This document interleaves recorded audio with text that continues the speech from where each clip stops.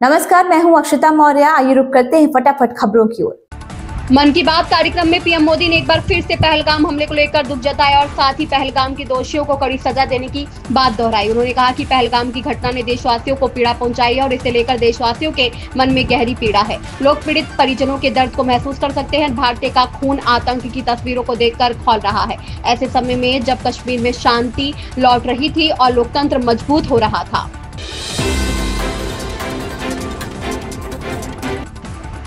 घोटाले की रकम काशी रेड्डी को सौंपी गई, जिसने इस पैसे को वाईएसआरसीपी के शीर्ष नेताओं जैसे वी विजय साई रेड्डी, मिथुन रेड्डी और अन्य को दिया।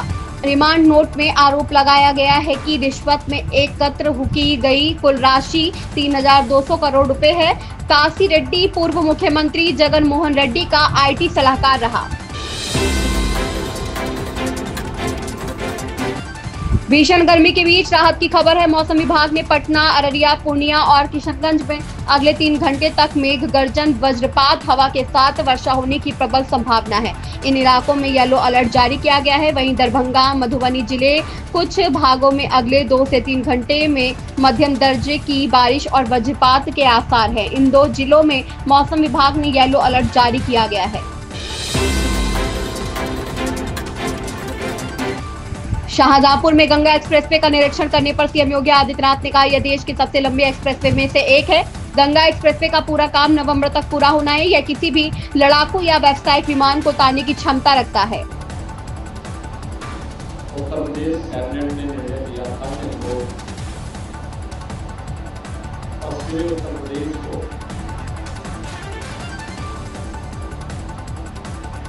प्रयागराज से जोड़ने के लिए गंगा एक्सप्रेसवे का निर्माण करें।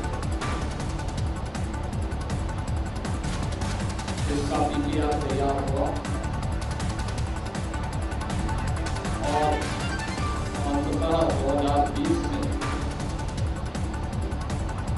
इसे कैबिनेट ने अपनी मंजूरी देकर इसके पीपीआर की कार्रवाई को आगे बढ़ाया। कुल 594 किलोमीटर लंबा यह एक्सप्रेसवे 6 लेन का है और यह 8 लेन तक बढ़ाया जा सकता है, जिसमें 18,000 एकड़ लैंड इस पूरे एक्सप्रेस वे के लिए किसानों से खरीदा गया। आपने देखा होगा कि कभी भी कोई किसान से संबंधित कोई मुद्दा नहीं है।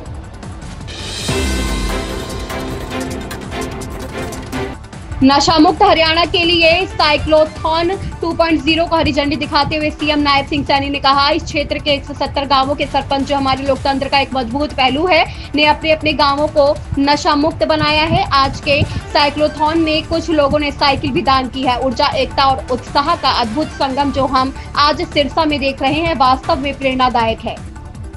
हमारे इस क्षेत्र में अगर हम ध्यान करें, 177 ऐसे गांव, ये हमारे गांव में जो छोटी सरकार है, हमारे माननीय सरपंच हैं, जो इस लोकतंत्र की मजबूत धुरी है, ऐसे हमारे सरपंच गणों ने मित्रों अपने अपने गांव में एक संकल्प लेकर के उन्होंने गांव को नशा मुक्त करने का काम किया है।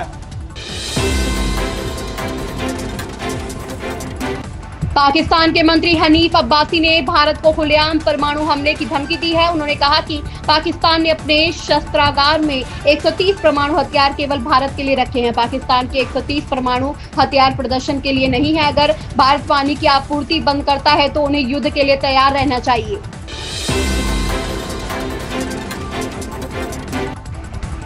आईपीएल 2025 में रविवार को डबल हेडर खेला जा रहा है। पहला मैच मुंबई इंडियंस और लखनऊ सुपर जायंट्स के बीच वानखेड़े में खेला जाएगा। इसके बाद दूसरा मुकाबला बेहद रोमांचक होने वाला है। इसमें दिल्ली कैपिटल्स के सामने रॉयल चैलेंजर्स बेंगलुरु की चुनौती होगी। दोनों ही टीमें शानदार फॉर्म में हैं और आज का मुकाबला शीर्ष स्थान पर अपना दावा मजबूत करने के लिए होगा। फिलहाल दिल्ली की टीम 12 अंक और बेहतर नेट रन रेट के साथ शीर्ष पर है। सीएम सिद्धारमैया ने कहा कि युद्ध की कोई जरूरत नहीं है, सरकार को कड़े कदम उठाने चाहिए, सुरक्षा व्यवस्था को मजबूत करनी चाहिए, हम युद्ध के पक्ष में नहीं है। इस बयान को पाकिस्तानी मीडिया ने खूब तरजीह दी है। इसके बाद भाजपा ने सिद्धारमैया पर दुश्मन देश की कठपुतली की तरह काम करने का आरोप लगाया है। पहलगाम में आतंकी हमले के बाद सुरक्षा मामलों की कैबिनेट समिति की बैठक में कई बड़े फैसले लिए गए थे। इसमें 1960 की सिंधु जल संधि को तत्काल प्रभाव से स्थगित कर दिया गया था। इसके साथ ही एकीकृत चेक पोस्ट अटारी को तत्काल प्रभाव से बंद कर दिया गया था। इसके अलावा पाकिस्तानी नागरिकों को सार्क वीजा छूट योजना के तहत भारत की यात्रा करने की अनुमति देने पर रोक लगा दी गई थी।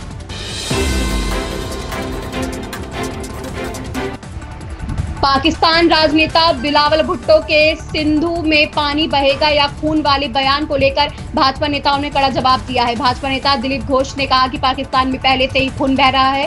भाजपा प्रवक्ता शहजाद पूनावाला ने कहा कि जब पाकिस्तान कोई आतंकी हमला करता है तो कांग्रेस नेताओं के बीच उसे क्लीन चिट देने की प्रतियोगिता होती है। इन खबरों में बस इतना ही। बने रहिए हमारे साथ।